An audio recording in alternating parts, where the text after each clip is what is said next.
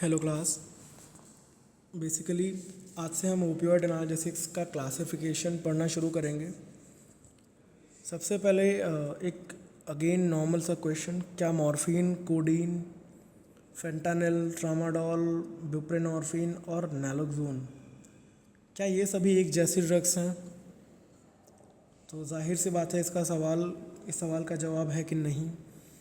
इन सभी का use pain management में होता है या ओपियोइड से रिलेटेड है, लेकिन इनका सोर्स अलग है, इनके केमिकल स्ट्रक्चर्स अलग हैं, रिसेप्टर्स पर इनका एक्शन अलग है, क्लिनिकल यूजेस अलग हैं, इसीलिए इन्हें डिफरेंट बेसिस पर क्लासिफाई किया जाता है। अब क्लासिफिकेशन ऑफ ओपियोइड एनालिसिस आपके सामने दो तरीके से लिखा हुआ है। एक, ओपियोइड ड्रग्स को basically nature and sources means उसकी उत्पत्ति के आधार पर, और दूसरा action on opioid receptors means उसके क्रिया के आधार पर। फर्स्टली हम बात करेंगे नेचर एंड सोर्सेज के बेसिस पे। Opioid mu receptor agonist, basically ये क्लासिफिकेशन बताता है कि ड्रग कहाँ से मिली हुई है। अब नेचुरल ओपियोइड्स में आप देखोगे, अगर इसकी डेफिनेशन की बात करें, नेचुरल ओपियोइड्स ऐसी ड्रग्स होती हैं जो डायरेक्टली ओपियम पॉपी, एक प्लांट है, पौधा है, जिसका साइंटिफिक नेम है पेपावर सोमनिफेरम। इसमें एक लेटेक्स या एक गोंद निकलता है, ये हमें उससे मिलता है। तो जो रॉ ओपियम में नेचुरल अल्कलॉइड्स होते हैं वहाँ से मिलता है। अब इसमें हम मेजर ड्रग्स अपने मॉर्फिन और कोडीन बनाते हैं। अब इसके अलावा और अलग अलग नेचुरल अल्कलॉइड्स जैसे कि थेबैन भी पाए जाते हैं, लेकिन एनालिसिस में मेनली मॉर्फिन और कोडीन का ही महत्व है। तो मॉर्फिन बेसिकली एक प्रोटोटाइप ओपियोइड एनाल्जेसिक है, बहुत सीवियर पेन में यूज़ होने वाली ड्रग है, एक स्ट्रॉन्ग म्यू रिसेप्टर एगोनिस्ट है। कोडीन क्या है, मॉर्फिन की तुलना में थोड़ा सा कम पोटेंट होती है, माइल्ड टू मॉडरेट पेन के लिए, ड्राई कफ में यूज़फुल है। ठीक है। सेमी सिंथेटिक ओपियोइड्स देखोगे तो नेचुरल ओपियोइड्स को जब केमिकल मॉडिफिकेशन करके दोबारा से कुछ रिक्रिएट किया जाता है तो उन्हीं को हम सेमी सिंथेटिक ओपियोइड्स कहते हैं। ऐसा क्यों बनाते हैं हम? देखो, बेसिकली साइंटिस्ट चाहते हैं कि पेन रिलीफ थोड़ा अच्छा रहे, साइड इफ़ेक्ट्स कम हों, ड्यूरेशन चेंज हो जाए, पोटेंसी बढ़े या थोड़ा सा कंट्रोल में रहे, तो ये चीज़ें। अभी इसमें जो मेजर ड्रग्स आती हैं वो हैं हेरोइन, डाइसेटाइल मॉर्फिन, ब्यूप्रेनॉर्फिन, ऑक्सीकोडोन, हाइड्रोकोडोन या फिर ऑक्सीमॉर्फोन। ठीक है। तो जो हेरोइन है ये मॉर्फिन का एक डेरिवेटिव है, थोड़ा ज़्यादा लिपिड सॉल्युबल होता है, इसका जो अब्यूज़ पोटेंशियल है बहुत ज़्यादा है। दूसरा जो आप ब्यूप्रेनॉर्फिन देख रहे हैं, बेसिकली ये जो है पार्शियल म्यू एगोनिस्ट है, ओपियोइड डिपेंडेंस मैनेजमेंट में बहुत ज़्यादा फ़ायदेमंद है। ऑक्सीकोडोन जो है वो मॉडरेट टू सीवियर पेन के लिए ओरल एनाल्जेसिक। खैर, ऐसे ही जो तीसरा आता है ये है हमारा सिंथेटिक ओपियोइड। जो ड्रग्स लेबोरेटरी में पूरी तरीके से सिंथेटिक प्रोसेस के थ्रू बनाई जाती हैं उन्हीं को हम सिंथेटिक ओपियोइड कहते हैं। ठीक है। अब इसमें मेजर ड्रग्स जैसे कि फेंटानिल, मैथाडोन, ट्रामाडोल, पैथिडीन, इस पैथिडीन को मेपेरिडीन भी बोलते हैं, टैपेंटाडोल, रेमिफेंटानिल, सल्फेंटानिल और एल्फेंटानिल। देखो, फेंटानिल बेसिकली बहुत ज़्यादा पोटेंट एनेस्थीसिया और सीवियर पेन में भी, इसको हम आगे वाले नेक्स्ट चैप्टर में जनरल एनेस्थीसिया में पढ़ेंगे। मैथाडोन लॉन्ग ओपियोइड एक्टिंग ओपियोइड्स के लिए होती है ताकि लंबी देर तक असर करे, ओपियोइड डिपेंडेंस थेरेपी में भी काम आएगी।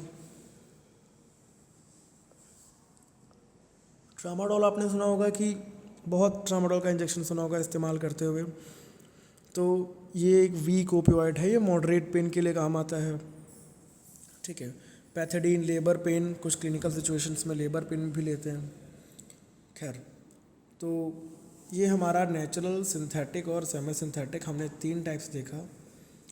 अगर हम बात करें कि एक्शन के वाइज, ठीक है, एक्शन वाइज। तो सबसे पहले प्योर म्यू रिसेप्टर एगोनिस्ट, जो बहुत स्ट्रॉन्ग एगोनिस्ट होते हैं, ये ड्रग म्यू रिसेप्टर को पूरी तरीके से एक्टिवेट करती हैं, ठीक है। इसमें आता है नेचुरल एल्कलॉइड्स। अब ये नेचुरल ओपीएम एल्कोलाइड्स बेसिकली जैसे कि मॉर्फिन, कोडीन, सेमी सिंथेटिक में आप देख रहे हो, वापस से सिंथेटिक में जो अभी हमने डिस्कशन किया वही चीज़ें थी, ठीक है। जो पार्शियल म्यू रिसेप्टर एगोनिस्ट हैं, मतलब कि ये ड्रग्स म्यू रिसेप्टर को पूरी तरीके से नहीं बल्कि कुछ पार्शियल मीन्स कुछ आंशिक रूप से एक्टिवेट करते हैं। इसमें हमारे थोड़ा सा ब्यूप्रेनॉर्फिन आ जाती है, ठीक है, पार्शियल म्यू एगोनिस्ट या कप्पा एंटागोनिस्ट, ठीक है। तो ये गुड एनाल्जेसिया इफेक्ट देती है, रेस्पिरेटरी डिप्रेशन पे भी सीलिंग इफेक्ट है, ओपियोइड डिपेंडेंस थेरेपी में यूज़ होती है, इस तरीके से। उसके अलावा आप देख रहे हैं mixed agonist and antagonist. Basically ये ड्रग्स एक ओपियोइड रिसेप्टर को एक्टिवेट करती हैं तो दूसरे रिसेप्टर को ब्लॉक करती हैं। इसमें आप पेंटाजोसिन देख रहे हो, पेंटाजोसिन आपके साथ में नहीं लिखी हुई है तो आप ब्यूटॉर्फेनॉल, पेंटाजोसिन है, ब्यूटॉर्फेनॉल और नैलोरफिन, ठीक है, या नैल्बोफिन। ये बेसिकली कॉम्प्लेक्स ये एगोनिस्ट एंटागोनिस्ट एक्शन दे रहे हैं, ठीक है। रेगुलरली क्या होता है कि ये कप्पा रिसेप्टर एगोनिस्ट है, मींस कप्पा रिसेप्टर के काम को बढ़ाएंगे और म्यू रिसेप्टर पर एंटागोनिस्ट या पार्शियल एगोनिस्ट जैसा बिहेवियर करेंगी।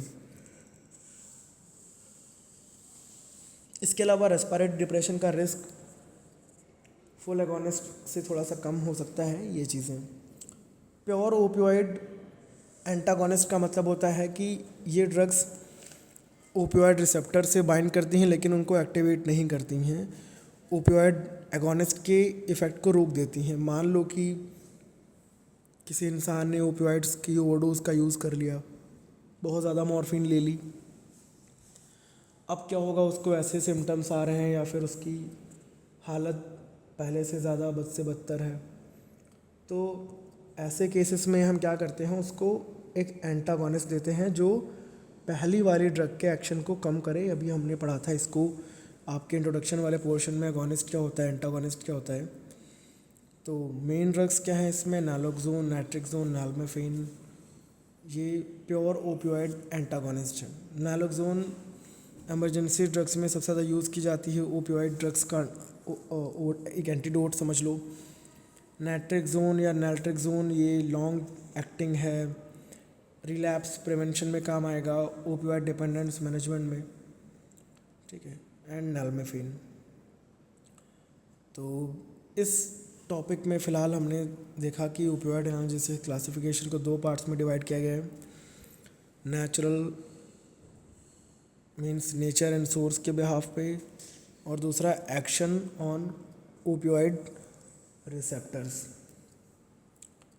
अभी जो हमारा नेक्स्ट पार्ट रहने वाला है इसमें वो है mode of action, mechanism of action. देखो अभी हम थोड़ा सा इम्पोर्टेंट पोर्शन शुरू कर रहे हैं, मोड ऑफ एक्शन, लेकिन मैं आपको डायरेक्टली मॉर्फिन का मैकेनिज़्म नहीं पढ़ाऊँगा। क्यों? क्योंकि अगर आपको ये पता नहीं कि न्यूरॉन क्या होता है, पेन सिग्नल कैसे चलती है, न्यूरोट्रांसमीटर्स क्या होते हैं, जीपीसीआर क्या होता है, या डीप पोलराइजेशन या हाइपर पोलराइजेशन क्या है, तो मॉर्फिन का मैकेनिज़्म केवल एक रटने की चीज़ बन जाएगा।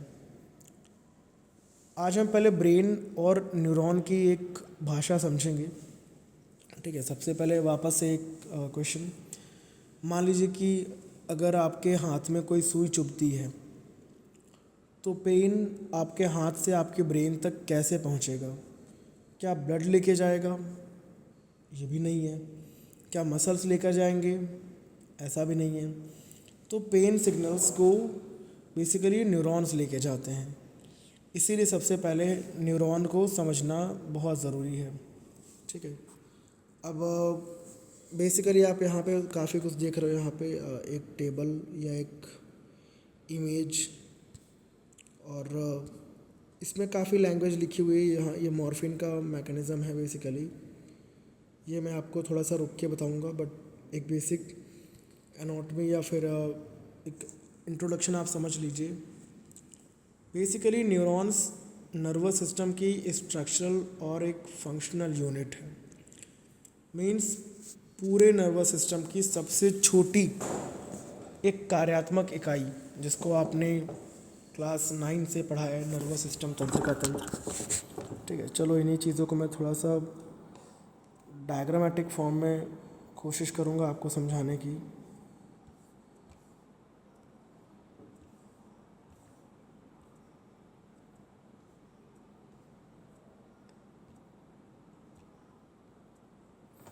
ओके, जैसे कि आपने न्यूरॉन का स्ट्रक्चर सभी ने देखा है, कुछ ऐसा।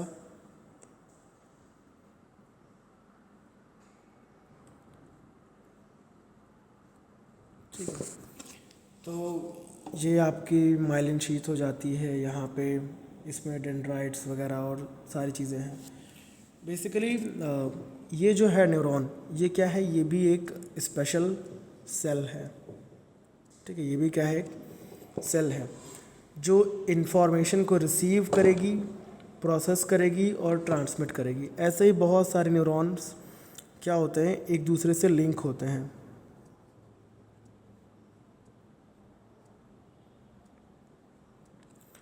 ठीक है, ये देखो कुछ इस टाइप से। तो एक न्यूरॉन से दूसरे न्यूरॉन में वो चीज़ें पहुंचती हैं।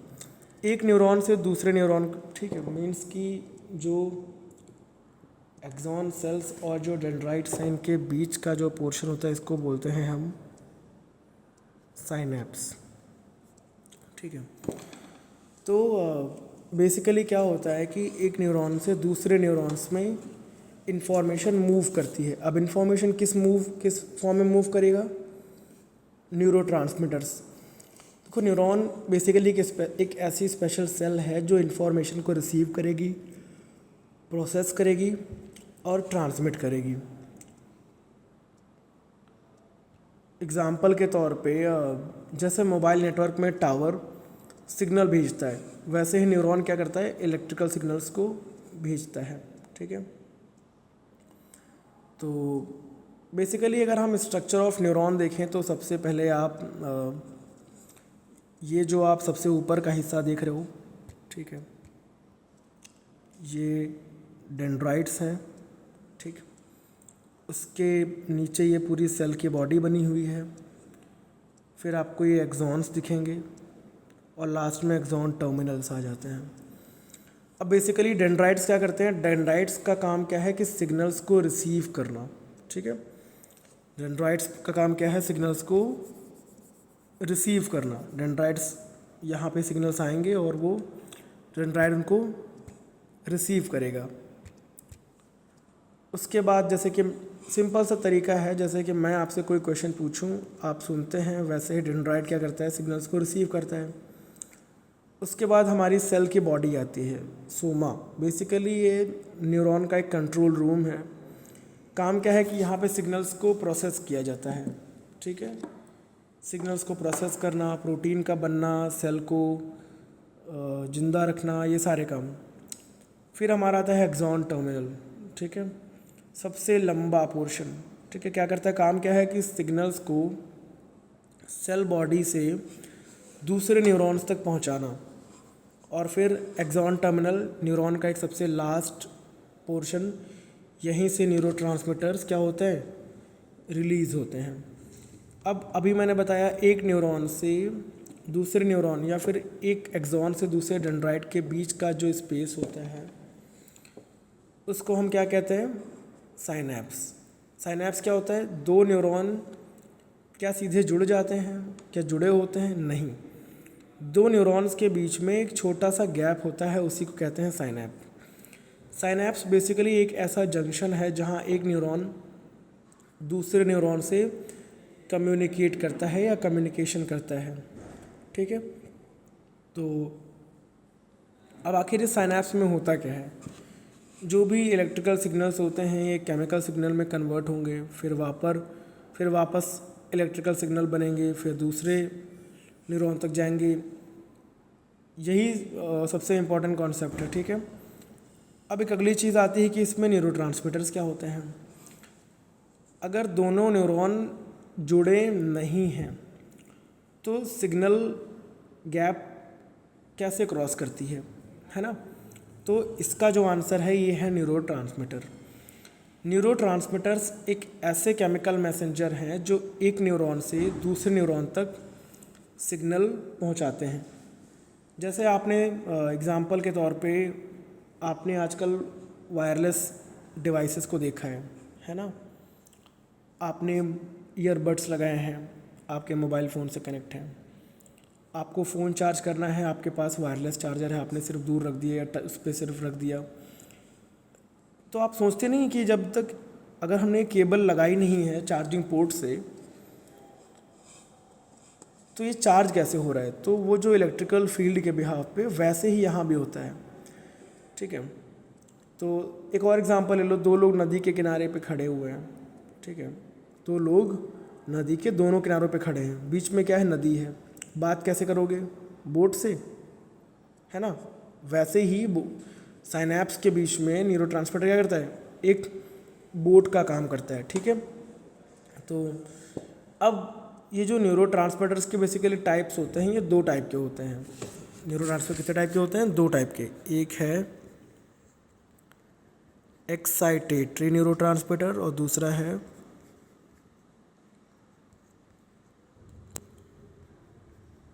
इनहिबिटरी। दूसरा क्या है, इनहिबिटरी न्यूरोट्रांसमीटर। देखो एक्साइटेटरी न्यूरोट्रांसमीटर काम होता है कि न्यूरॉन्स को एक्साइट कराना, मीन्स ये जो भी सिग्नल्स हैं इनको बढ़ाना, ठीक है। एग्जांपल के तौर पे ग्लूटामेट सबसे इम्पॉर्टेंट, सब्सटेंस पी जो पेन पाथवे में, एस्पार्टेट, बहुत सारे हैं। दूसरा है हमारे पास इनहिबिटरी न्यूरोट्रांसमीटर। इसका काम है न्यूरॉन्स के सिग्नल्स को शांत कराना, कम कराना। एग्जाम्पल के तौर पे gamma amino butyric acid, glycine, endorphins basically natural pain killer basically माने जाते हैं।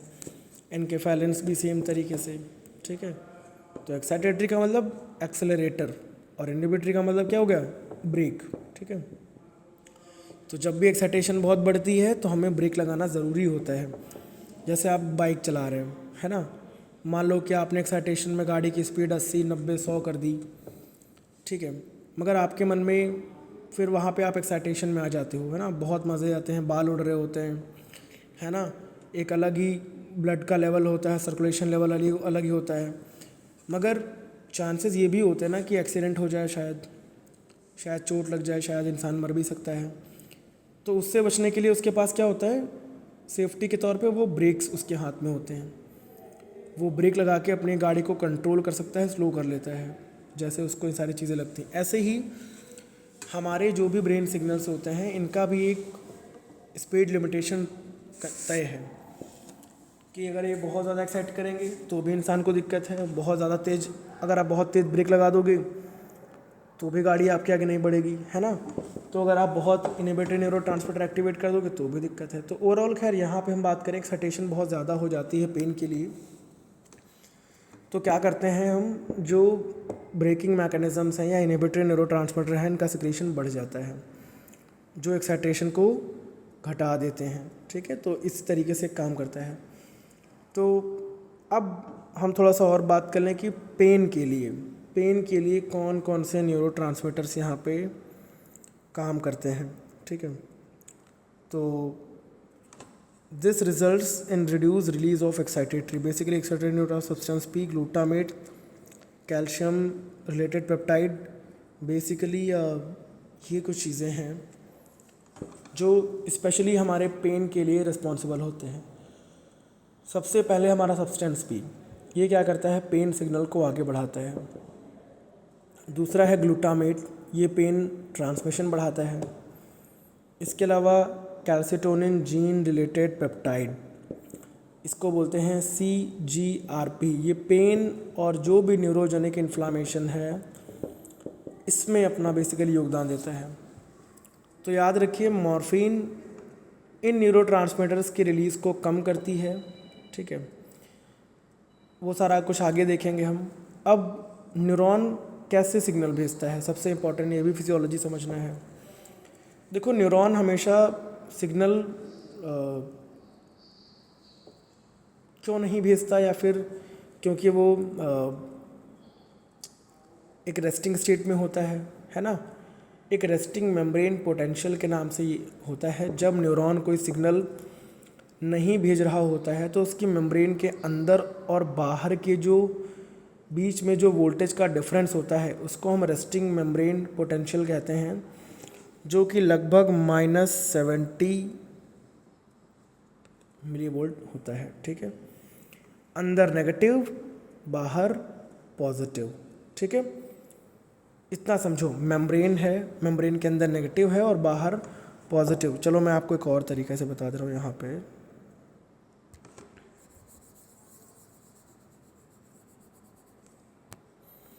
ठीक है, मान लो कि ये कोई सेल है, ठीक है, ठीक है। अगर बाहर भी प्लस है एक और अंदर माइनस है, तो एक प्लस एक माइनस मतलब कि ये दोनों एक दूसरे के इक्वल हैं, है ना। बट अंदर अगर हम माइनस माइनस माइनस माइनस बहुत ज़्यादा बढ़ा दें, ठीक, -50 हो गए और बाहर प्लस प्लस प्लस समथिंग, बस इतना ही है, तो अंदर का जो माइनस वाला कंटेंट या नेगेटिविटी वो ज़्यादा है, तो हम उसको माइनस लिख दे रहे हैं कि -70 मिलीवोल्ट ये एक्स्ट्रा है, ठीक है। ऐसा क्यों? क्योंकि अंदर क्या होता है, अंदर पोटेशियम ज़्यादा होता है, ठीक है। तो नेगेटिव प्रोटीन्स ज़्यादा होंगे, बाहर सोडियम ज़्यादा होता है ना। तो इस वजह से इन सभी चीज़ों को, मीन्स अभी जो मैंने आपको बताया कि जो रेस्टिंग मेम्ब्रेन पोटेंशियल है, जो मेम्ब्रेन्स की जो इंटीग्रिटी जो बनाए रखना, ठीक है, तो इसके लिए एक पंप आता है जिसको बोलते हैं सोडियम पोटेशियम पंप। बेसिकली यही रेस्टिंग मेम्ब्रेन पोटेंशियल बनाए रखती है। काम क्या है, 3 सोडियम बाहर तो 2 पोटेशियम अंदर। इससे क्या होता है, अंदर नेगेटिव बना रहता है और हमारी बॉडी का जो एक इनहिबिटरी मीन्स जो हमारे इमोशंस या चीज़ें कंट्रोल में होती हैं यहाँ पे, ठीक है, ये ठीक है। अब इसके अलावा अगर मैं आपको बताऊं कि डीपोलराइजेशन क्या होता है, अभी हम आगे बात करेंगे। जैसे कि अब सिग्नल आया तो अब क्या होगा, वोल्टेज गेटेड सोडियम चैनल खुलेंगे, सोडियम तेज़ी से अंदर जाएगा, है ना, तो नेगेटिव कम हो जाएगा, पॉजिटिव होने लगेगा। यही है डीपोलराइजेशन, जहाँ नेगेटिव कम होगा और पॉजिटिव बढ़ने लगे, वही है डीपोलराइजेशन। जैसे कि वो हमारे -70 जो थे, ठीक है। अब क्या होगा, सोडियम आयन की एंट्री हुई, वो धीरे धीरे +30 में कन्वर्ट हो गया, डीपोलराइजेशन, पॉजिटिविटी बढ़ गई।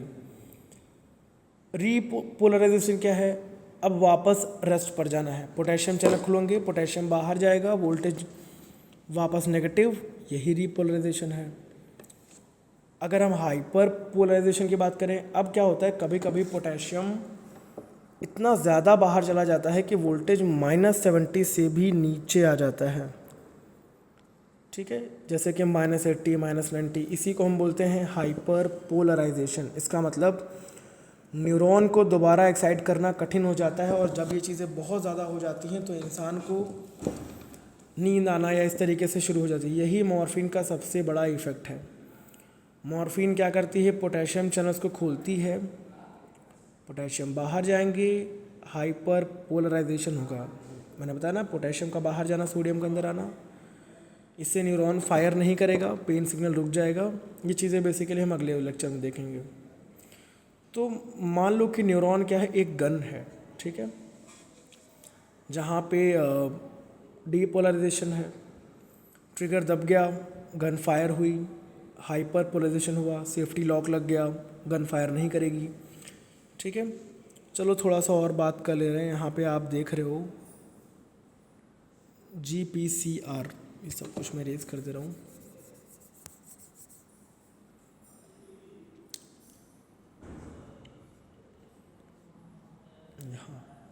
ठीक है। कह रहे हैं कि the mode of action of opioid analgesics is primarily mediated through their interactions with opioid receptors, जो कि स्पेसिफिक जी प्रोटीन कपल्ड रिसेप्टर्स हैं। अब जीपीसीआर क्या है? एक ऐसे रिसेप्टर्स जो सेल मेम्ब्रेन्स पर होते हैं। कैसे रिसेप्टर? जो सेल मेम्ब्रेन पर होते हैं और जी प्रोटीन की हेल्प से सेल के अंदर सिग्नल भेजते हैं। इसी को हम जीपीसीआर बोलते हैं। इनको हम फुल फॉर्म क्या बोलेंगे?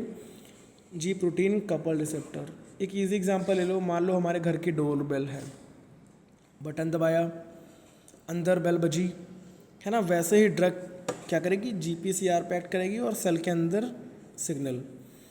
तो जीपीसीआर की कुछ स्पेशलिटीज़ हैं, क्वालिटीज़ हैं।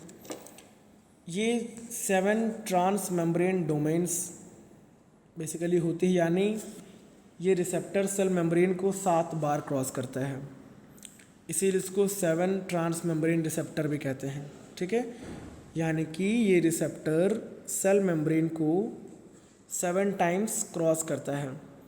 जी प्रोटीन क्या है? जीपीआर के नीचे जुड़ा एक प्रोटीन जिसके 3 पोर्शंस में अल्फ़ा, बीटा और गामा आता है। ठीक है, ड्रग बाइंड करेगी, जी प्रोटीन एक्टिवेट हो जाएगा और सेल के अंदर सिग्नल जाएगा। अब मेन टॉपिक हमारे ओपियोइड रिसेप्टर। 3 डिफरेंट रिसेप्टर्स होते हैं जिनका नाम है म्यू, कापा और डेल्टा। ठीक है, आप यहाँ फर्स्ट वाले पॉइंट में देख रहे हो, सेकंड पॉइंट में म्यू बेसिकली सबसे इम्पॉर्टेंट रिसेप्टर है जो एनाल्जेसिया इफेक्ट देगा। ज़्यादा होने पे respiratory depression, euphoria means feeling of wellbeing, constipation, dependence. Kappa क्या करता है? कापा भी एनाल्जेसिया एक्ट करेगा, इसके साथ सेडेशन, डिस्फोरिया। ठीक है, और डेल्टा क्या करेगा? ये भी एनाल्जेसिया, मूड मॉड्यूलेशन, ये सारे काम करेगा। अब बेसिकली ओपियोइड रिसेप्टर्स किस टाइप के रिसेप्टर्स हैं? अगर ये समझें, सभी ओपियोइड रिसेप्टर जीपीआर फैमिली के ही मेंबर हैं। ठीक है, और विशेष रूप से ये जीआई या जीओ प्रोटीन कपल रिसेप्टर्स होते हैं। अब जीआई प्रोटीन क्या होता है? बेसिकली ऐसे लिखते हैं हम। ठीक है, जीआई प्रोटीन बेसिकली क्या करेगा? ड्रग बाइंड करेगा, जीआई एक्टिवेट होगा, एडेनाइल साइक्लेस इनहिबिट होगा, साइक्लिक एडिनोसिन मोनोफॉस्फेट कम हो जाएगा और न्यूरॉन की एक्टिविटी लास्ट में कम हो जाती है। तो बेसिकली आप आज के लेक्चर में बस इतना ही समझिए। नेक्स्ट में हम और डिटेल में समझेंगे, स्पेशली मैकेनिज़्म पे आ जाएंगे। ठीक है, तो मैंने आपको बताया मॉर्फिन म्यू रिसेप्टर पे बाइंड करेगी, GI protein cell response pain कम। या फिर एक फाउंडेशन डायग्राम समझो कि इंजरी हुई, न्यूरॉन्स तक सिग्नल पहुँचे, डीप पोलराइजेशन हुआ, न्यूरोट्रांसमीटर रिलीज़ हुआ, पेन सिग्नल ब्रेन तक पहुँचा, तो मॉर्फिन ने ऐसा इस तरीके से काम किया अपना। अगले लेक्चर में हम देखेंगे कि बेसिकली जो मॉर्फिन है इस पाथवे को कहाँ और कैसे रोकती है। ठीक है, तो आज के इस लेक्चर में हमने क्या जाना कि न्यूरॉन्स नर्वस सिस्टम की स्ट्रक्चरल और फंक्शनल यूनिट हैं। न्यूरॉन्स के 2 पार्ट्स हैं, डेंड्राइट्स, सेल बॉडी, एक्सॉन्स और एक्सॉन टर्मिनल्स। 2 न्यूरॉन के बीच का जंक्शन साइनैप्स कहलाता है। न्यूरोट्रांसमीटर्स केमिकल मैसेंजर होते हैं जो एक न्यूरॉन से दूसरे न्यूरॉन तक सिग्नल पहुंचाते हैं। ठीक है, तो न्यूरोट्रांसमीटर्स 2 टाइप के होते हैं मैंने बताया, एक्साइटेटरी और इनहिबिटरी। रेस्टिंग मेम्ब्रेन पोटेंशियल लगभग -70 MV होता है। डीपोलराइजेशन में सोडियम अंदर एंटर करता है, न्यूरॉन एक्साइट होता है। रीपोलराइजेशन में पोटेशियम बाहर निकलता है और मेम्ब्रेन रेस्टिंग स्टेट की ओर लौटती है। हाइपरपोलराइजेशन में मेम्ब्रेन और ज़्यादा नेगेटिव हो जाती है जिससे न्यूरॉन की एक्साइटेबिलिटी कम हो जाती है। लास्ट में हमने जीपीसीआर पढ़ा। जीपीसीआर क्या है? 7 ट्रांस मेम्ब्रेन डोमेन्स वाले रिसेप्टर हैं। ओपियोइड रिसेप्टर्स म्यू, कापा, डेल्टा सभी जीआई, जीओ प्रोटीन कपल जीपीसीआर्स हैं। जीआई प्रोटीन एक्टिवेशन से एडेनाइल साइक्लेस इनहिबिशन और सीएमपी में कमी आती है, जो क्या करता है न्यूरोनल एक्टिविटी को भी कम करने में एक कम करने की पहली डायरेक्शन का पहला कदम है। ठीक है, तो अभी नेक्स्ट जो हमारा आएगा इसमें हम देखेंगे ड्रग्स कैसे हमारी काम करेंगे। हम डायरेक्टली बात करेंगे मॉर्फिन के मैकेनिज़्म ऑफ एक्शन के बारे में। तो ठीक है, इस क्लास को यहीं तक रखते हैं, हम बाकी मिलेंगे आपसे नेक्स्ट क्लास में। तब तक के लिए थैंक यू एंड वेलकम।